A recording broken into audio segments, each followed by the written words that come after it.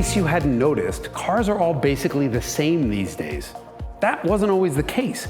There used to be oddballs, like the Mazda RX-7. And the FD is everything you've ever wanted in a sports car. Plus, it's beautiful. It won every single award you can think of, and then sold so badly in the United States that it was killed off in 3 years, taking the entire RX-7 nameplate with it. In other words, that is why we can't have nice things.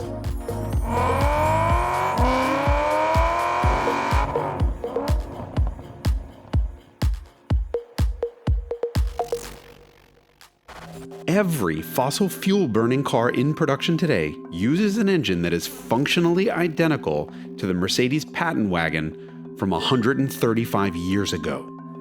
Can you imagine if the telephone hadn't changed in 135 years? Hey Siri, why won't you answer me? Until the latest crop of EVs, there hasn't been a single mass-produced, commercially viable alternative to a piston engine other than the Rotary. The Rotary engine's concept was dreamt up and patented by a German named Felix Wankel in 1929. His idea was to use a rotating assembly rather than reciprocating pistons to ingest, compress, and then combust fuel, turning explosions directly into rotational motion. The potential benefits were huge, but the engine was tiny, and a Wankel only uses a third as many moving parts as a reciprocating piston engine. Felix Wankel didn't actually make the engine commercially viable. What he did was make millions by licensing the idea to companies who then had to make it work. And by the way, those licensees included everybody: GM, Ford, AMC, Rolls-Royce, Alfa Romeo, Citroën, Mercedes-Benz, Porsche, Nissan, Toyota, Suzuki, to name a few. Everybody. The DeLorean was designed around a Wankel. So was the AMC Pacer. So was the original mid-engine Corvette. And yet, nobody was really able to make Felix's Wankel work, except NSU, briefly, and a little Japanese company who liked to do things differently: Matsuda. I don't actually speak Japanese. I think that's how they pronounce it. Mazda. The Cosmo was the second production car to use a rotary, but the first to use a carbon apex seal that made Wankel's work without smoking like a vaping stoner at a hookah bar. It was also the first to use two rotors, which canceled each other's small imbalances. The Cosmo's 1-liter rotary was smooth as silk. And powerful, 110 horsepower. Plus it revved to 7,000 RPM all the way back in 1967. The Cosmo was light, it was agile, and while other Mazdas had a rotary engine available as an option, the Cosmo was the only Mazda available solely with a rotary, until its spiritual successor, the RX-7. The first-gen RX-7 was a huge hit out of the gate in 1979 because it was a ray of hope, debuting as piston engines were being choked to death to clean up their emissions. Compared to them, the rotary was clean and efficient and fast. The RX-7 was as quick as many of the big lumbering V8-powered American cars of the era, and lighter European stuff like the Porsche 924. Mazda became a little obsessed with that Porsche, so its stated goal for the second-generation RX-7 was to be a Porsche. And the results were, well, one magazine put it best by saying, "Shameless aping doesn't pay."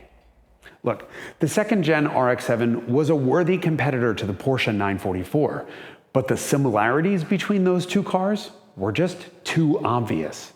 And besides, a Germanic obsession with weight and complexity probably shouldn't be the Mazda way.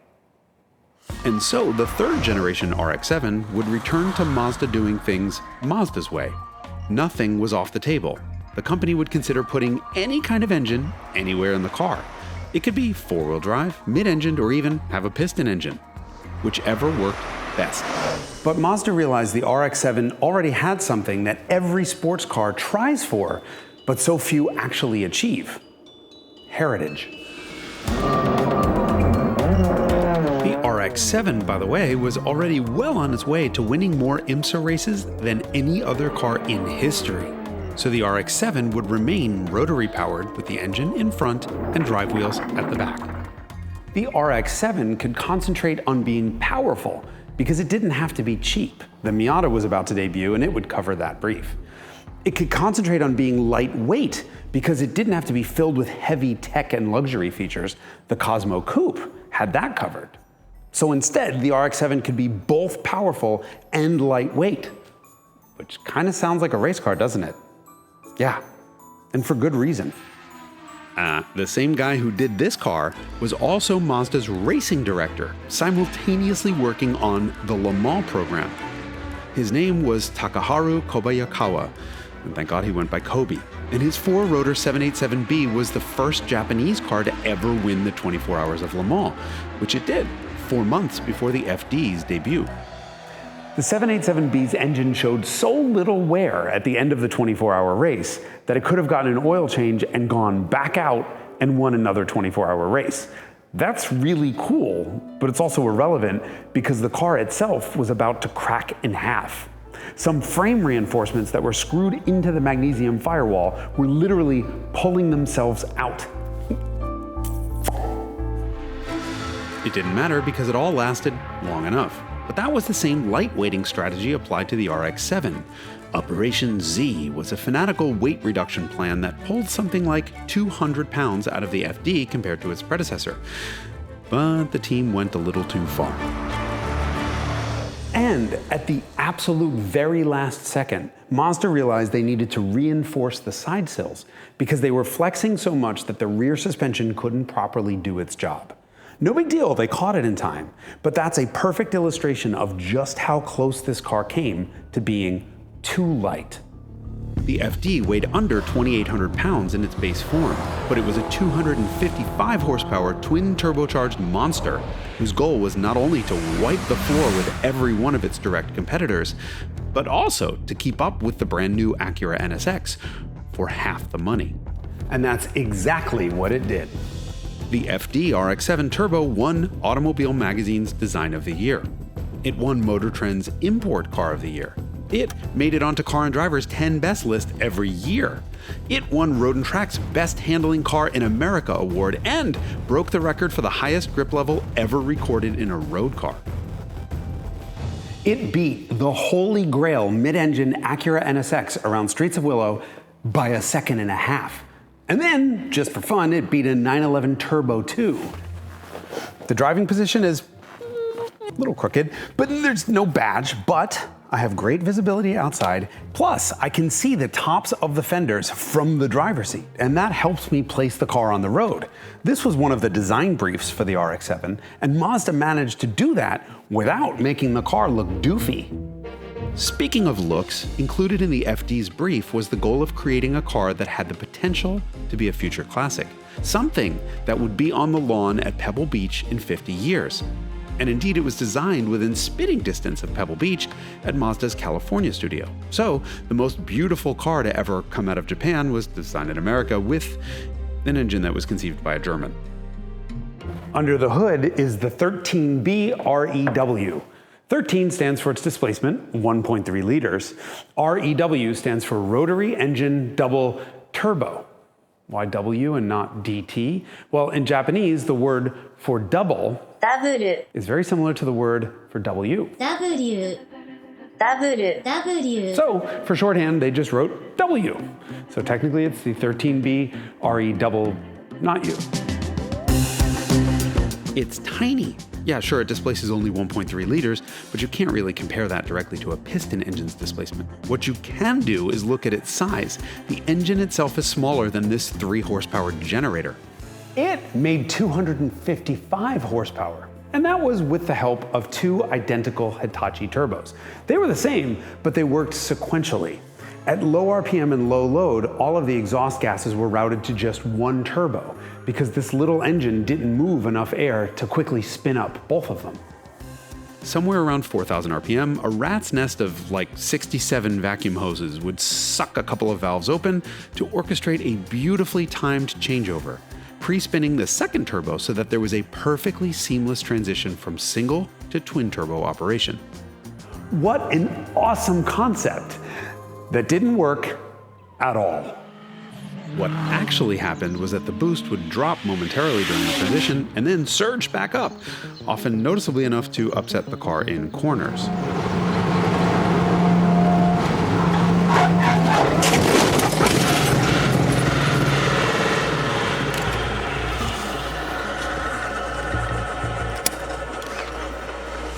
The FD had nothing but the best when it came to suspension, double wishbones front and rear, and it had the Miata's incredible power plant frame, which formed one rigid structure out of the engine, transmission, and diff for zero drivetrain lash. The RX-7 was a sports car in a field of fat GTs. This thing is really fast, but it's not just a numbers car, it's magnificent to drive. And this clutch, that is a model of engagement perfection. This is exactly how clutches should engage. The shifter, well, this is the company that makes the Mazda Miata. Need I say more? Although, it's kind of strange. You'd never know driving this car that it's related to the Miata because they're opposites. In corners, the Miata horks over and you feel all of its weight and its roly-poly. This is the opposite. The RX-7 feels massless. It's just an extension of yourself. It was almost 1,000 pounds lighter than its overly complicated competition. Things like the Mitsubishi 3000 GT VR4, or the Nissan 300ZX, or the Toyota Mark IV Supra, or the Subaru SVX. And that wasn't always a good thing. Those other cars killed off their nameplates because they were too complicated and they were too heavy. The FD was the opposite. Automobile magazine said it was like a race car for the road, but then warned that you should be careful what you wish for. Inside, it's cramped, it's loud, you feel every bump, and so do all the other craptastic interior plastics, which all creak and rattle in sympathy. The whole thing felt fragile. Apparently, Doc Severinsen, who was the band leader for Johnny Carson's Tonight Show band, returned his after a couple days because it dented so easily. Well, apparently he shouldn't have been having so much sax on the lightweight aluminum hood. Car and Driver's long-term RX-7 was in the shop 9 unscheduled times in 35,000 miles. And then the car gave them a final middle finger by sacrificing its water pump right after the test concluded. And this was all before the 13B's true sensitivities were really known. For example, if you put synthetic oil in this, thinking you're doing it a favor, well, it'll just wear its apex seal and you'll have to build a new motor.